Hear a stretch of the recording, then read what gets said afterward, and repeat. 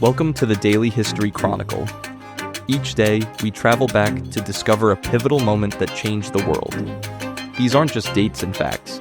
They're stories of courage, conflict, innovation, and consequence that still echo through our lives today. Are you ready to explore? Let's see what happened on this day in history. Good morning, I'm Richard Backus, publisher of University Teaching Edition, and every day I get to share a piece of history that I think you'll find as fascinating as I do. On January 2nd, 1920, at precisely 9 o'clock in the evening, federal agents in 33 American cities simultaneously kicked down doors, smashed into union halls, dragged people from their beds, and arrested somewhere between 3,000 and 10,000 people in a single night. It was the most significant, coordinated law enforcement action in American history. Most of those arrested were never charged with any crime. Many were held for months without access to lawyers. Hundreds were deported. And here's what fascinates me about this moment. The threat was real, the fear was genuine, and the response was catastrophic. The bombs that triggered these raids actually existed. The civil liberties violations were massive and systematic. Attorney General A. Mitchell Palmer genuinely believed he was saving the republic. He was also pursuing presidential ambitions. All of these things are true. Understanding what happened that night requires holding multiple truths at once. There had been real anarchist violence, actual bombings that killed people and terrified the nation.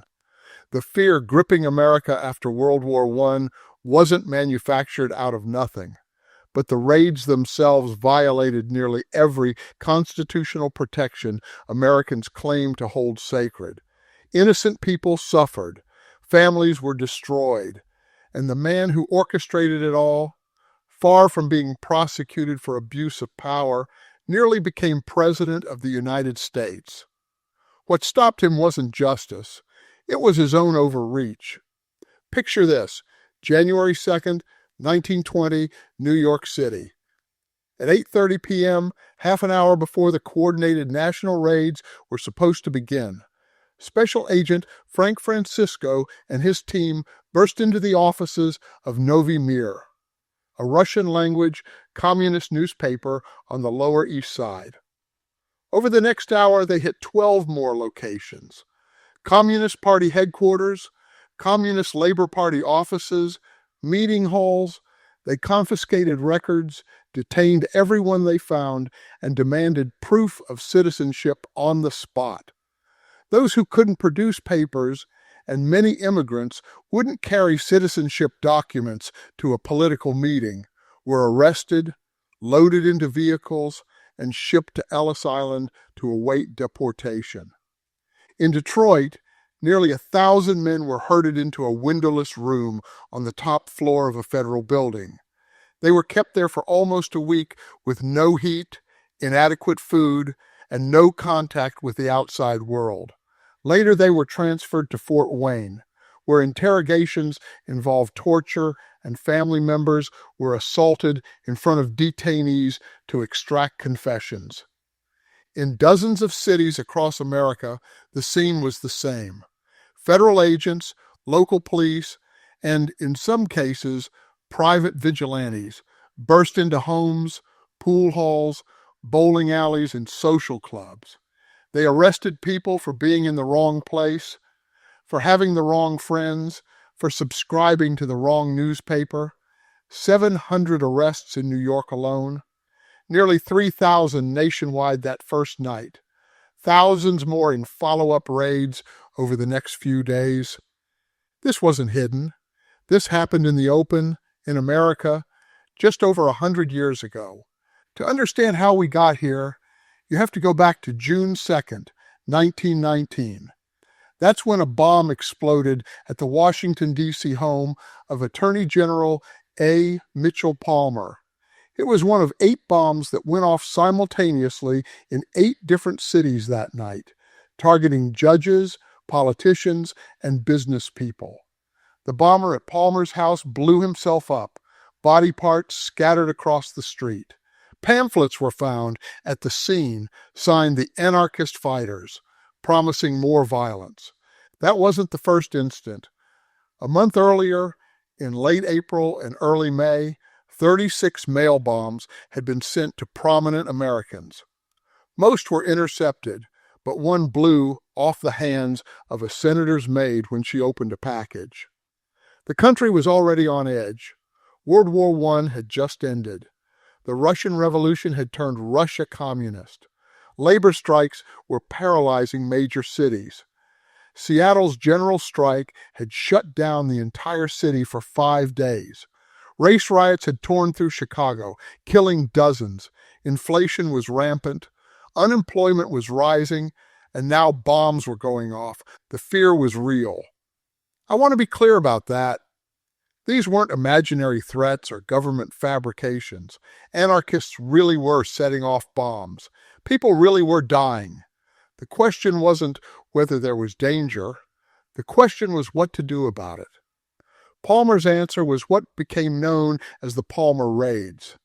He established a new General Intelligence Division within the Bureau of Investigation, later to become the FBI, and appointed a 25-year-old rising star, J. Edgar Hoover, to head it. Hoover's job was to identify radicals, track their movements, and build deportation cases. The first major raid came on November 7, 1919, deliberately timed to coincide with the anniversary of the Russian Revolution. Federal agents arrested hundreds of people associated with the Union of Russian Workers. On December 21st, they loaded 249 people, including famous anarchist Emma Goldman, onto a ship the press dubbed the Soviet Ark, and deported them to Russia. Goldman had lived in the United States for 34 years. At her deportation hearing, she told them they were confusing conformity with security. She said, "The free expression of the hopes and aspirations of a people is the greatest and only safety in a sane society." They shipped her out anyway. But December was just the warm-up. January 2nd, 1920 was the main event. Palmer and Hoover had spent weeks preparing. They printed 10,000 arrest warrants, though they would arrest far more people than they had warrants for. They coordinated with local police in dozens of cities. And at 9 o'clock on a Friday night, they executed what they believed would be a decisive blow against revolution in America. Here's where it gets complicated.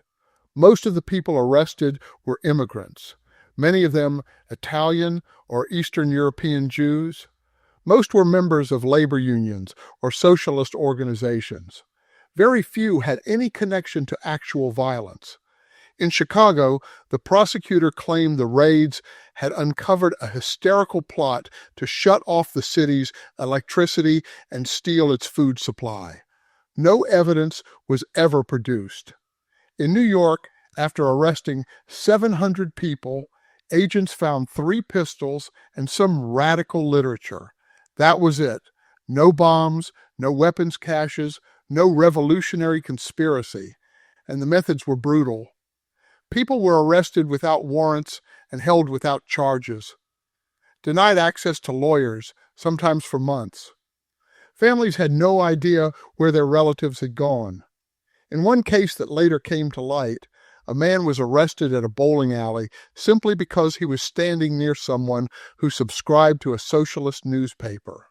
He spent 3 months detained before someone realized he had nothing to do with radical politics. He'd just been bowling. Assistant Secretary of Labor Louis Post was put in charge of reviewing the deportation cases. What he found appalled him.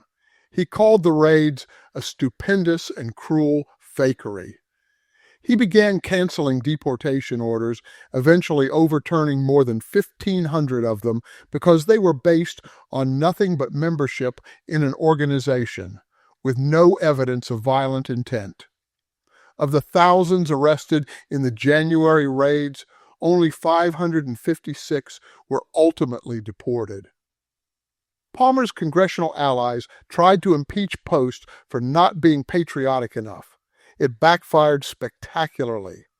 The impeachment hearings gave Post a public platform to detail Palmer's abuses.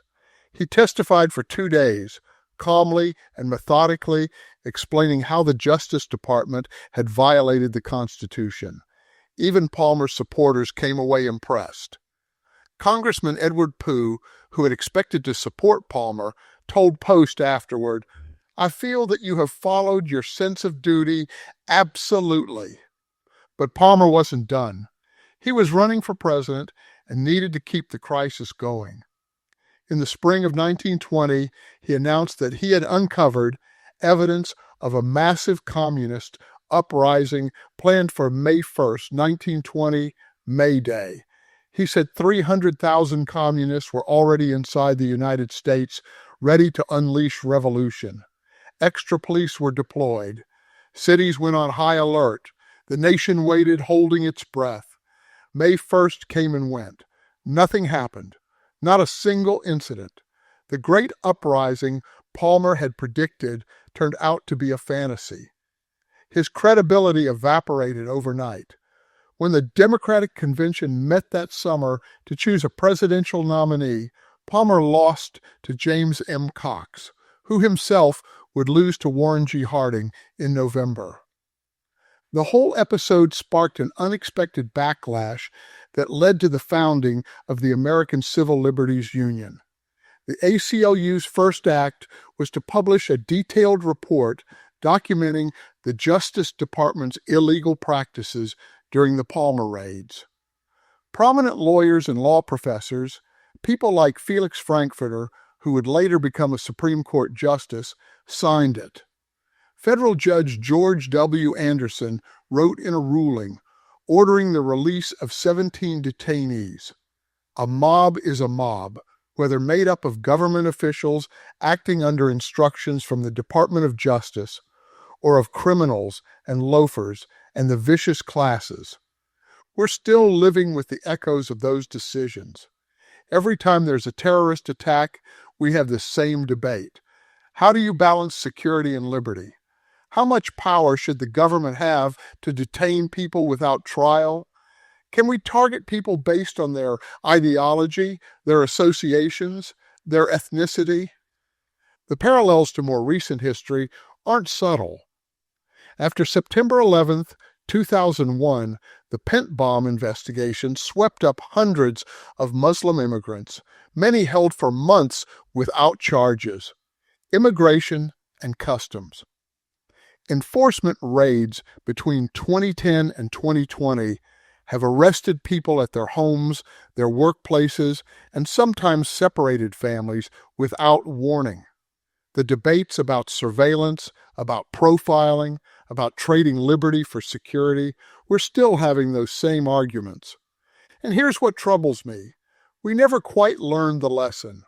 Palmer didn't go to jail. He wasn't prosecuted. He lost his presidential bid, but he died in 1936 as a respected former attorney general. J. Edgar Hoover, who had planned and executed the raids at age 25, went on to run the FBI for nearly half a century, building files on Americans he considered threats, using government power to surveil and intimidate political opponents, answering to no one. The way I see it, the Palmer raids reveal something uncomfortable about democracies under stress. The bombs were real. That part wasn't made up. The fear was genuine. People had reason to be afraid. But fear is a terrible basis for policy. When we make decisions based on panic, we end up doing things that violate our own values, harm innocent people, and often don't even accomplish what we set out to do. Palmer believed he was protecting America. I don't think he was lying about that. But he was also pursuing power, and he understood that fear could be used to gain that power. Both things can be true at once. You can genuinely believe you're doing the right thing while simultaneously exploiting that crisis for personal gain. In fact, that's often when abuses are worst. when the people committing them believe their own rhetoric. The great philosopher Isaiah Berlin wrote about the danger of people who are certain they know what's best for society. He said the worst atrocities are often committed not by cynics, but by idealists convinced of their own righteousness. Palmer fits that description perfectly. He wasn't a villain in his own mind. He was a hero, protecting the nation from destruction. That's what made him dangerous. I'm Richard Backus, and this is the Daily History Chronicle. Tomorrow, we'll explore another moment that shaped our world. Until then, ask yourself, when fear is genuine, how do we keep from becoming the thing we fear? When the threat is real, how do we respond without destroying the very freedoms we're trying to protect? And how do we recognize when someone's crying revolution might really be crying vote for me? Because that's what January 2nd, 1920 teaches us. Not just about civil liberties, but about how easily fear transforms into power and power into abuse. Thank you for your time. If you enjoyed this episode, then please subscribe. If you really enjoyed it, then please tell a friend. I hope you will join me again tomorrow for more of our shared history.